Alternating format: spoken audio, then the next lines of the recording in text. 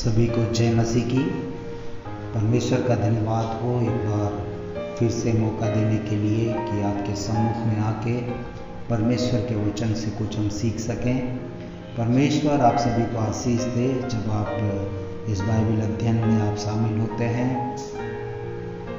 मैं pastor Pitambar Masih temple of Jesus AG church में आपका स्वागत करता हूँ।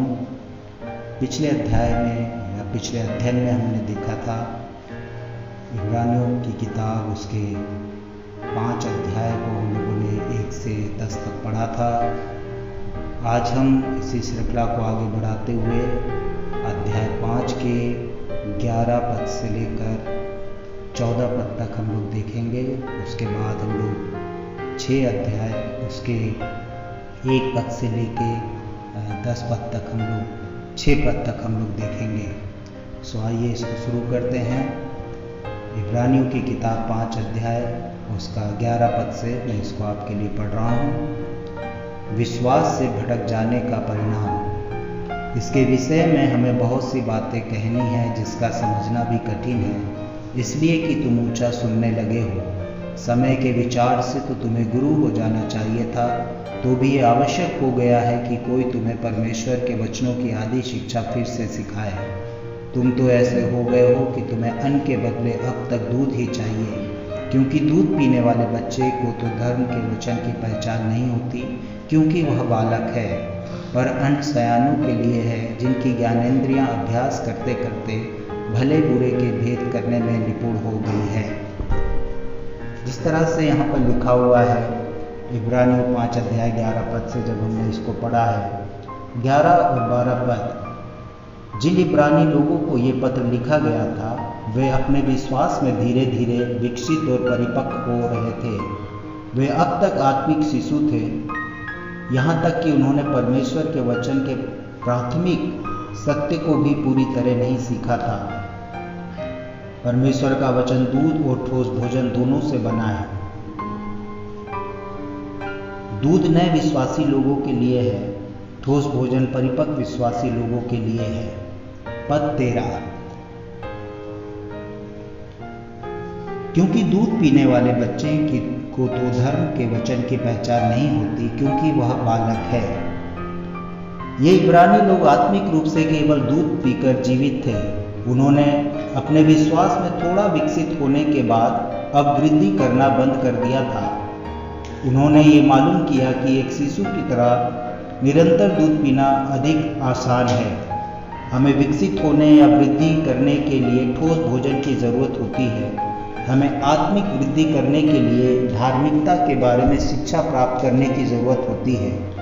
लेखक का मतलब यहाँ यह है कि हमें ऐसी शिक्षा की ज़रूरत है जो हमें धार्मिकता के लिए कष्ट सहने हेतु तैयार कर सके। वे सच्ची धार्मिकता के बारे में अधिक नहीं जानते थे। पद 14, पर अन्न सयानों के लिए है, जिनकी ज्ञानेंद्रियां अभ्यास करते करते भले बुरे के भेद करने में निपुण हो गई है। यहाँ ठोस भोजन का तात्पर्य यीशु की कठिन और गहरी शिक्षाओं से है। जब हम ऐसा भोजन खाते हैं तब हम मसीह में आगे बढ़ते हैं। इसके साथ ही जब हम मसीह में आगे बढ़ते हैं तब हम भले और बुरे के बीच बेहतर ढंग से अंतर कर सकते हैं। हम अपने जीवन की बुराइयों तथा यीशु के जीवन की भलाई को अधिक स्पष्ट रीति से देखने के योग्य होंगे। जब हम विश्वास में बढ़ते हैं तब हम यीशु की धार्मिकता को बेहतर रीति से समझने और उसका अनुकरण करने के योग्य होंगे। लेकिन उस तरह की वृद्धि के लिए हमें ठोस आहार की ज़रूरत होती है। हम केवल दूध पीकर कभी परिपक्व नहीं बनेंगे। यहाँ पर अध्याय 5 समाप्त होता है। आइए अध्याय 6 का अध्ययन हम करेंगे। जिस तरह से अध्याय 6 में लिखा हुआ है, इसलिए आओ हम मसीह की शिक्षा के आरंभ की बातों को छोड़कर हम सिद्धता की ओर आगे बढ़ते जाएं और मरे हुए कामों से मन फिराने और परमेश्वर पर विश्वास करने और बपतिस्मों और हाथ रखने और मरे हुए के जी उठने और अंतिम न्याय की शिक्षा रूपी नींव फिर से ना डालें। पद 1 और 2, क्योंकि ये इब्रानी लोग केवल दूध पी रहे थे, इसलिए लेखक अब उन्हें कुछ ठोस आहार देने का निश्चय करता है। इसका मतलब यह है कि वह उन्हें अब अधिक ऊंची, गहरी और कठिन शिक्षा देने का फैसला करता है। लेखक जानता है कि अगर वे कुछ ठोस भोजन प्राप्त करेंगे तो वे अपने विश्वास में आगे बढ़ने में सक्षम होंगे। लेखक कहता है, इसलिए हम परिपक्वता की ओर आगे बढ़ें। हम मसीह जीवन में या तो आगे बढ़ते हैं या फिर पीछे हटते हैं। हम लंबे समय तक के लिए या समान आत्मिक स्थिति में नहीं रह सकते।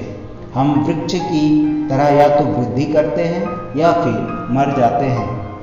जब हमने एक बार अपने मसीह विश्वास की नींव डाल दी है, तब हमें उसे फिर डालने की आवश्यकता नहीं। लेखक पद 1 में इस नींव के 2 भाग का उल्लेख करता है। पहला, ऐसी गतिविधियों से पश्चाताप करना जो मृत्यु की ओर ले जाती है, और दूसरा, परमेश्वर में विश्वास। ये 2 बातें हमारे मसीह जीवन में पहले 2 कदम हैं। देखें मरकुस 1 अध्याय और 15, प्रेरितों के काम 20 अध्याय और 21। हमें इन 2 बातों की शिक्षा बार बार नहीं देनी चाहिए। ऐसी गतिविधियां जो मृत्यु की ओर ले जाती हैं, वे हमारे पाप हैं। पाप का अंत या परिणाम मृत्यु है, आत्मिक मृत्यु। रोमियो 6:21-23। यहाँ पश्चाताप का अर्थ केवल इन गतिविधियों, इन पापों के लिए केवल क्षमा मांगना नहीं है, बल्कि इन कार्यों से पूरी तरह मन फिराना, उन्हें पूरी तरह छोड़ना भी है। लेखक पहले ही लिख चुका है कि उद्धार प्राप्त करने के लिए परमेश्वर में विश्वास करना आवश्यक है। यहाँ परमेश्वर में विश्वास का मतलब मसीह में विश्वास करना है, जिसके द्वारा हम उद्धार प्राप्त करते हैं।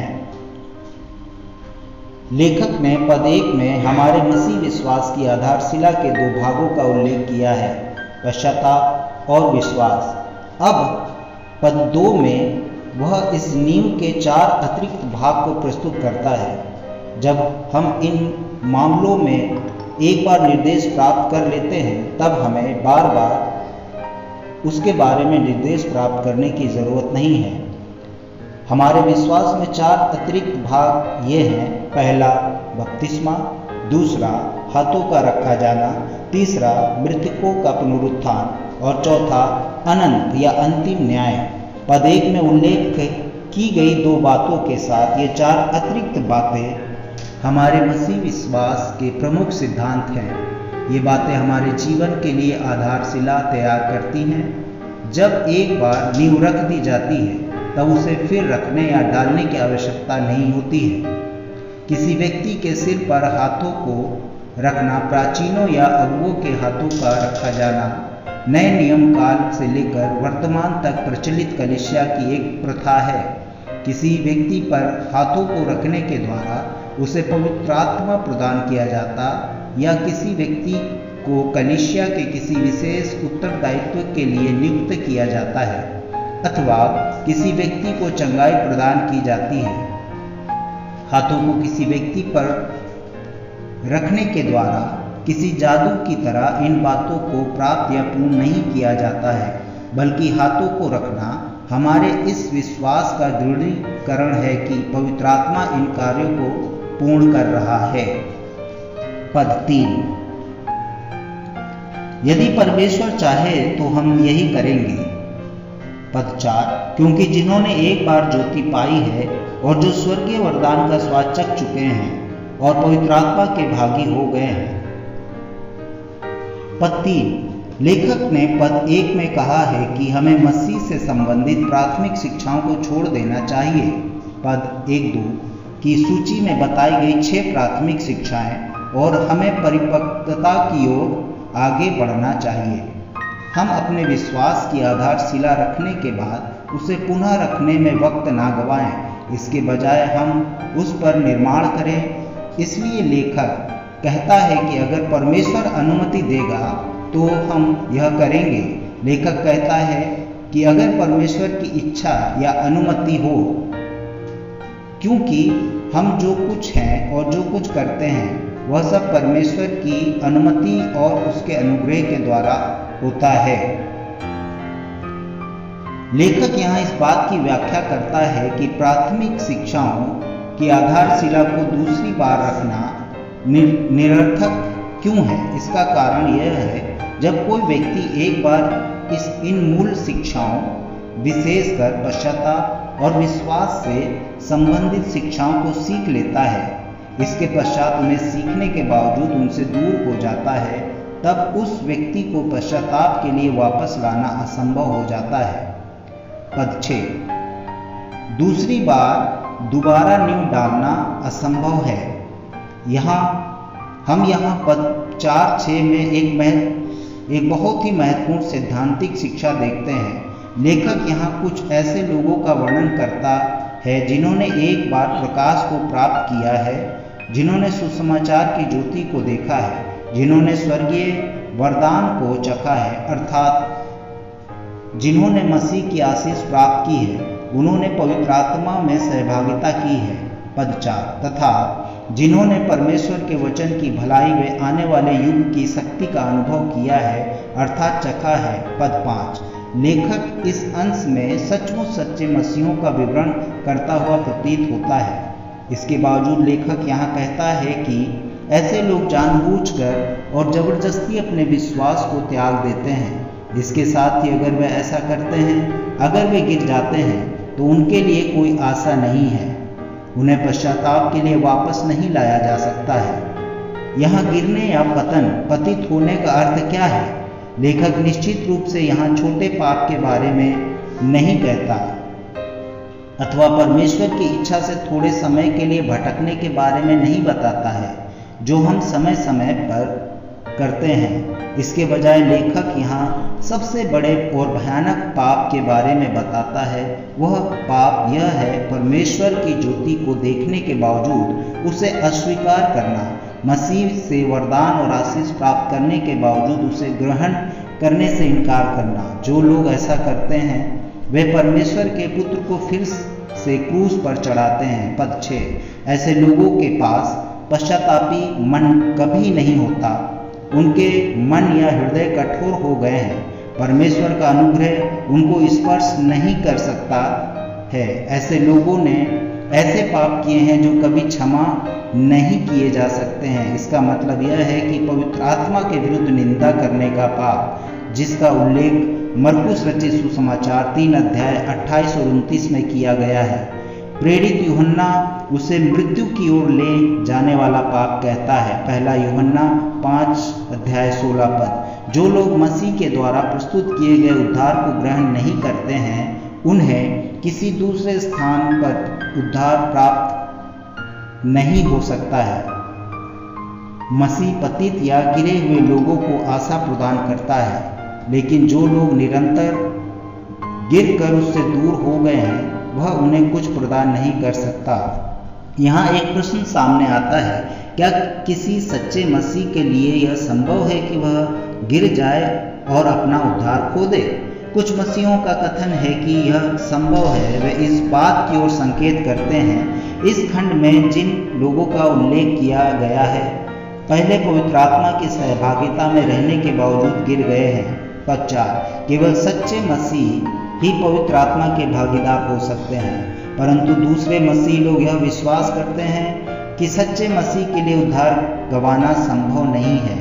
जो लोग यह मानते हैं, वे कहते हैं कि इब्रानियों की पत्री का लेखक पद 4 और 6 में केवल चेतावनी देता है। वह यह नहीं कहता है कि एक सच्चा मसीह सचमुच स्थायी रूप से गिर सकता है।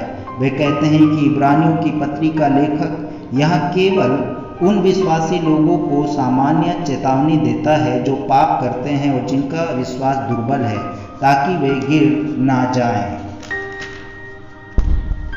लेकिन एक अन्य प्रश्न शेष रह जाता है, कोई व्यक्ति एक सच्चे मसीह तथा एक झूठे मसीह के बीच अंतर कैसे कर सकता है?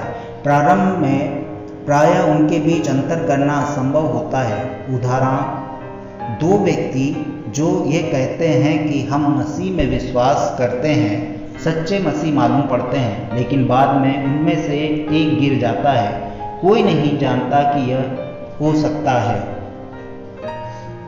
यीशु के द्वारा बताए गए बीज बोने वाले दृष्टांत में कुछ बीज चट्टानी भूमि में और कुछ कांटों में गिरे। ये बीज भी शुरू में अच्छी भूमि में गिरे, बीज की तरह उगे और तेजी से बढ़ने लगे। मरकुस 4 अध्याय पद 5 और 7। केवल सूर्य की किरण धूप पड़ने पर, सतह और परीक्षा आने पर अंतर बताना संभव हुआ कि कौन सी भूमि खराब और कौन सी भूमि अच्छी थी। आरंभ में सभी बीज समान रूप से बढ़े, केवल बाद में पथरीली और कटीली भूमि में उगने वाले पौधे मर गए। इसी रीति से किसी व्यक्ति पर विपत्ति और परीक्षाएं आने पर जब वह पूरी तरह गिर जाता है, केवल तब हम उसके बारे में कह सकते हैं कि वह एक सच्चा मसीह नहीं था। इससे पहले हमें कभी किसी व्यक्ति में के विश्वास पर संदेह नहीं करना चाहिए। विपत्ति और परीक्षा आने पर झूठे मसीह गिर जाएंगे, लेकिन सच्चा मसीह स्थिर रहेगा। उपयुक्त समय आने पर अच्छी भूमि में बोए गए बीज की तरह वह परिपक्व होकर फल लाएगा। यहाँ एक बात शामिल करना आवश्यक है। कुछ मसीह लोग कुछ समय तक ऐसा व्यवहार करते हैं कि वे गिर गए थे, वे पाप में गिर जाते हैं, उनका विश्वास टूटकर बिखर जाता है, परंतु वे पूरी तरह नहीं गिरते हैं। उनके आंतरिक मन और विवेक बोध से दबे होते हैं, वे पश्चाताप करना चाहते हैं। ऐसे लोगों के लिए आशा है। उन्होंने मसीह को पूरी तरह स्वीकार नहीं किया था, तथापि उनकी परिस्थिति बहुत खतरनाक थी, क्योंकि वे इनकार करते तो यह संभव था कि वे मसीह के पास वापस आने का अवसर हमेशा के लिए गवा देते। इसलिए हम यह नहीं, मैं कहीं गिर ना जाऊं, हम ये ना कहें कि मैं कभी गिर नहीं सकता, मैं कभी नहीं गिरूंगा। हम पौलुस के वचन को याद करें। इसलिए अगर तुम ये समझते हो कि तुम स्थिर खड़े हो तो चौकस रहो, कहीं गिर ना पड़ो। 1 कुरिन्थियों 10 अध्याय 12 पद। हमारे लिए यह संभव है कि हम परमेश्वर के अनुग्रह को ग्रहण ना करें और मसीह का इनकार करें। केवल परमेश्वर जानता है कि कौन अंत तक स्थिर खड़ा रहेगा। परमेश्वर आप सभी को आशीष दे। और ये अध्याय यहीं पे हम रोकते हैं। इब्रानियों 6 अध्याय 1 से 6 तक हम लोगों ने इसे पढ़ा है। परमेश्वर आपको आशीष दे। जरूर से आप इस अध्ययन में शामिल हों, दूसरों को बताएं, सीखें। और मैं एक निवेदन आपसे करना चाहूँगा, आप जो लोग भी इस अध्ययन में शामिल हो रहे हैं, कृपया करके कमेंट्स में अपना नाम जरूर से हमें दें, ताकि हम आपके लिए लगातार प्रार्थना कर सकें। और हमारे इस चैनल को सब्सक्राइब करें, शेयर करें। परमेश्वर आप सभी को आशीष दे। आप सभी को जय मसीह की।